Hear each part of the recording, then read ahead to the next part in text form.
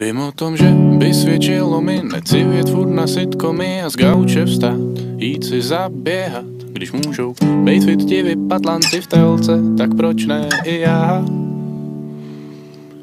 Koupím si značkový potítka, permanentku do fitka a lednici nacpu brokolicí. Dneska nová éra zdravýho lifestylu začíná.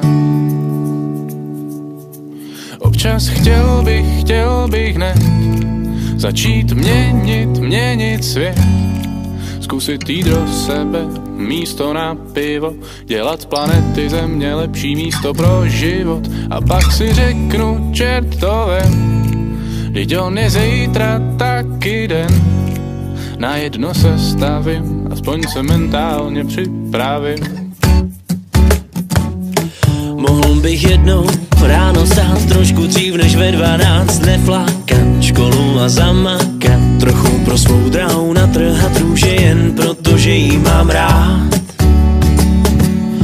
Zkusit si sám něco uvařit, jít konečně k zubaři a za stolem si poprvé srovnat bordel na stole. Vrhnu se na to, jen co tenhle díl dokoukám.